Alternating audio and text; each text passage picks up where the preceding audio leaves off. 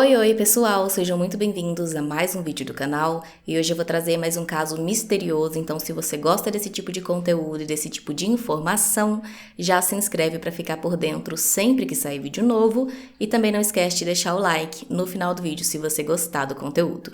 O caso de hoje, na verdade, são dois casos em um só, porque são dois casos que foram muito semelhantes com duas mulheres diferentes, porém não foi serial killer nem nada disso, porque os dois aconteceram com 157 anos de diferença entre eles. Esse caso é muito intrigante e foi uma inscrita que sugeriu aqui nos comentários essa semana, vou deixar aqui o print dela na tela para vocês. Muito obrigado por sugerir esse caso, ele é realmente muito intrigante e eu tenho certeza que quem assistir esse vídeo também vai achar isso. Outra coisa também é que são dois casos muito antigos, então não se tem muitas fotos das pessoas envolvidas ou dos locais onde tudo aconteceu, mas as fotos de qualidade que eu consegui achar, eu vou deixar aqui para vocês.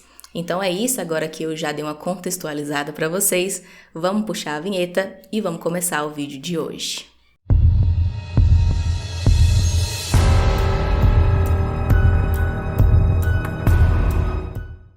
Mary Ashford tinha 20 anos na época dos fatos, isso em 1817, e vivia em Birmingham, na Inglaterra. Ela trabalhava como empregada em uma casa e não se tem muitas informações sobre a personalidade dela.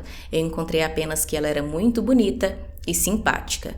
Em 27 de maio de 1817, então, às 8 horas da manhã, um trabalhador chamado George Jackson encontrou roupas ensanguentadas em um terreno vazio. Ele achou aquilo muito suspeito e chamou a polícia, e ao chegar no local, eles encontraram bem próximo das roupas o corpo de Mary, deitado de bruços em uma vala cheia de água. Procurando em volta do local, eles não conseguiram achar muitas pistas, encontraram apenas algumas pegadas ali na lama, que eram de um homem e uma mulher. A mulher provavelmente era a Mary e o homem o seu assassino. A Mary tinha vários hematomas pelo corpo, ela estava bastante machucada e além disso ela tinha sido vítima de abuso e a causa da morte é que ela foi estrangulada. Como não tinham muitas pistas ali, logo eles começaram os interrogatórios com as pessoas próximas a ela para descobrir o que aconteceu durante aquela noite e quais foram os últimos passos dela. Eles descobriram então que no dia anterior, dia 26 de maio, na parte da tarde, ela foi até um mercado local, tipo uma feira, onde ela costumava ir para vender produtos lácteos. Ela vendia esses produtos como uma espécie de segunda renda. Então, ela permaneceu lá durante a tarde e quando foi por volta das 6 horas, ela recolheu suas coisas e foi embora para a casa da sua amiga Hannah Cox. Naquele dia, dia 26, era um feriado ali na cidade e então aconteceria uma festa mais tarde e as duas amigas tinham combinado de ir juntas. A Mary então foi para a casa da sua amiga, elas se arrumaram juntas e por volta das 8 horas elas foram para a festa. Lá na festa foi tudo tranquilo, elas se divertiram e conversaram com várias pessoas, mas na maior parte do tempo elas ficaram conversando cada uma com um rapaz que elas estavam interessadas. A Hannah ficou conversando com um homem chamado Benjamin, enquanto a Mary ficou conversando com um outro homem chamado Abraham Thornton. O Abraham tinha 24 anos e trabalhava como pedreiro. Ele foi descrito como um homem bonito, mas ao mesmo tempo como sendo meio estranho. Os quatro permaneceram juntos na festa conversando até por volta de meia-noite, quando a Hannah decidiu que queria ir embora para casa. Ela então saiu da festa, foi para casa, o Benjamin, que estava ali sempre com ela, permaneceu um pouco mais na festa, e a Mary e o Abraham estavam se dando super bem, então eles decidiram que queriam ficar um pouco mais juntos, só os dois, então eles saíram para fazer um passeio juntos ali pela cidade.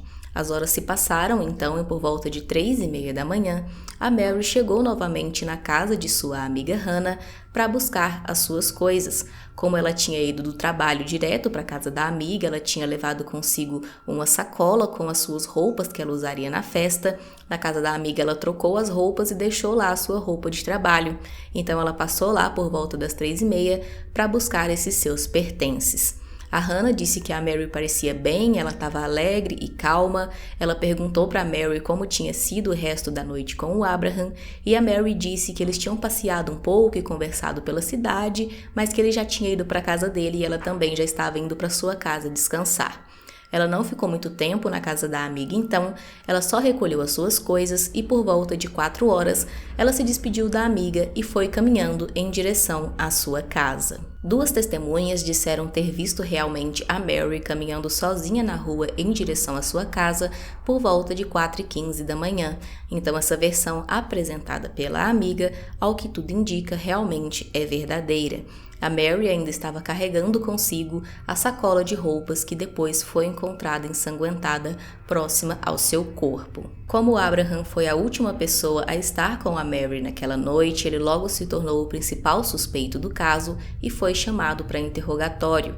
Porém, quando ele soube da morte da Mary, ele se mostrou surpreso e até triste e disse que iria colaborar para esclarecer tudo o que aconteceu e que não tinha nada a ver com aquilo.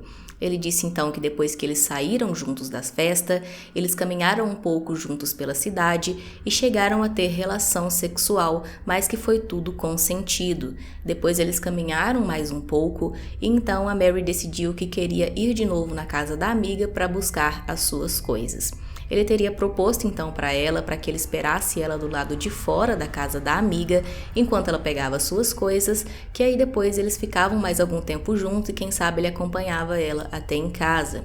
Ela então entrou na casa da amiga, mas os minutos foram se passando e ela não saiu de volta, e então ele achou que ela tinha desistido, que talvez ia dormir ali na casa da amiga, e então foi embora também caminhando em direção à sua própria casa. 3 testemunhas realmente viram também o Abraham caminhando sozinho em direção à casa dele por volta desse horário, e uma dessas pessoas era um segurança ali, um vigia de casas que estava trabalhando no momento, e ele disse que chegou até a conversar com o Abraham por cerca de 15 minutos e ele estava mesmo sozinho e não tinha nenhum sinal da Mary. Uma outra coisa que chamou a atenção é que testemunhas que estavam na mesma festa que eles naquela noite disseram ter ouvido ali em algum momento o Abraham dizer que faria tudo o que fosse necessário para ficar com a Mary, mas não ficou claro se ele disse isso em um tom romântico, de que faria de tudo para conquistá-la, ou então se ele disse em algum tom mais agressivo, mais ameaçador.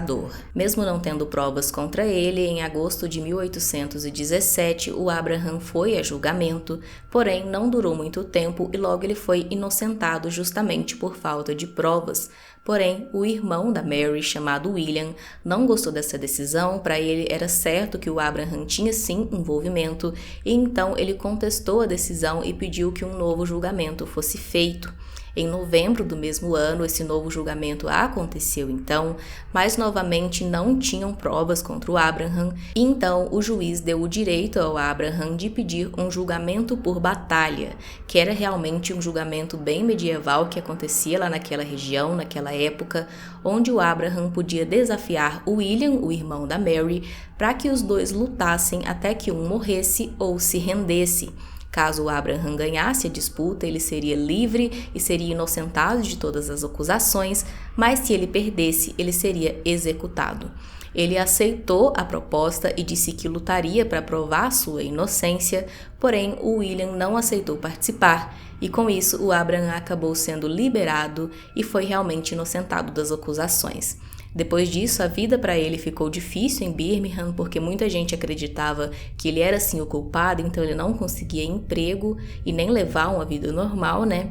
Então ele decidiu se mudar para os Estados Unidos. Bom, esse seria o ponto final da história da Mary. Depois disso, nada mais foi investigado, o caso permanece até hoje sem solução, mas 157 anos depois, o caso voltou à mídia e despertou a curiosidade de muitas pessoas, porque um caso extremamente parecido aconteceu com outra mulher na mesma cidade de Birmingham. Os casos inclusive aconteceram no mesmo dia, em 27 de maio, só que de 1974 dessa vez, e dessa vez a vítima foi Barbara Forrest, de 20 anos, a mesma idade que a Mary, e inclusive ela nasceu no mesmo dia e no mesmo mês que a Mary, só que com esses 157 anos entre elas.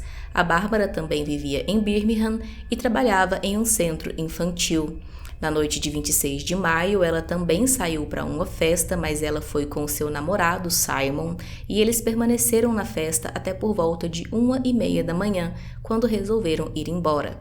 O namorado dela a acompanhou então até um ponto de ônibus para ela ir para casa, mas depois disso ninguém mais a viu com vida. O corpo da Bárbara foi encontrado na manhã do dia 27 de maio, também em uma vala próximo ao mesmo local onde o corpo de Mary foi encontrado. A Bárbara também havia sido abusada e estrangulada, e algumas de suas roupas tinham retiradas e estavam próximas ao corpo, também ensanguentadas. Através de interrogatórios, os investigadores chegaram a um homem chamado Michael Thornton, e Thornton é o mesmo sobrenome de Abraham, o primeiro suspeito lá no caso da Mary. O Michael trabalhava na mesma escola que a Bárbara e eles se conheciam de lá, eram colegas, e ele se tornou suspeito depois que os investigadores descobriram que o álibi que ele forneceu para a noite da morte dela era falso, e também encontraram manchas de sangue em uma calça dele. O Michael também foi a julgamento, mas também acabou sendo inocentado por falta de provas, porque apesar de ter aquele sangue na calça dele, não foi possível provar que aquele sangue era de Bárbara, porque naquela época não existia o exame de DNA. A irmã de Bárbara, chamada Érica, também não gostou dessa decisão dele ser inocentado e recorreu anos depois pedindo para que o caso fosse reaberto para dessa vez os exames ali serem feitos e a amostra de sangue ser testada. Porém, até então não se tem nenhuma resposta sobre isso e o caso permanece parado sem solução. Outra coincidência sobre os dois casos é que as duas vítimas, tanto a Mary quanto a Bárbara, pareciam ter consciência que alguma coisa ruim aconteceria com elas nos próximos dias. As duas disseram a colegas que tiveram pressentimentos quanto a isso. A Mary, uma semana antes de morrer, disse aos colegas que tinha um pressentimento ruim sobre a próxima semana. Ela não sabia explicar o porquê, ela apenas tinha essa sensação dentro dela. A Bárbara também disse isso a uma colega um mês antes de morrer. Ela disse que tinha um sentimento ruim de que o seu próximo mês seria o seu mês de azar e que alguma coisa ruim aconteceria. Ela também não soube dizer o porquê disso, ela apenas sentia isso também consigo. Como eu disse, nenhum dos dois casos foi solucionado até hoje. Não se sabe se realmente os suspeitos investigados, Abraham e Michael, não tinham envolvimento ou se eles tinham sim algum envolvimento e acabaram se safando disso. Mas a questão é que as coincidências entre os casos chamam muita atenção de muitas pessoas que acreditam que de alguma forma eles podem ter alguma ligação, mas isso é realmente muito difícil porque tem muito tempo entre um e outro, né? Mais de 100 anos, mais de 150 anos. Uma teoria, então, que algumas pessoas consideram como a mais provável seria que, no caso da Bárbara, quem agiu foi um assassino imitador, que pode ou não ter sido o Michael, e que esse assassino teria tentado copiar ali todas as características do primeiro crime. Porém, essa teoria também tem alguns furos, porque como que a pessoa ia conseguir imitar tão bem assim, até mesmo as características das meninas, a data de nascimento, adivinhar ali que elas iam para a festa naquela noite, né? Realmente são muitas coincidências e para a pessoa conseguir fazer tudo isso, ela teria já que estar procurando pela vítima perfeita há bastante tempo e quando encontrou Bárbara também tinha que estar de olho na vida dela para saber que realmente naquela noite ela iria para a festa com o seu namorado. Então é bem confuso esse caso, ao mesmo tempo que a gente sente que tem alguma coisa ali em comum por conta de todas essas coincidências, fica difícil de acreditar que os casos estejam ligados por todo esse tempo entre eles. Mas deixa aqui no comentário o que você pensa sobre isso, qual a sua opinião sobre o caso. Também deixa aqui uma sugestão de um caso que você acha que seria interessante trazer, algum caso curioso assim como esse, e também se inscreve no canal se você ainda não for inscrito. Deixa o seu like também se você gostou do vídeo, se assistiu até aqui. Por enquanto é isso e a gente se vê no próximo vídeo.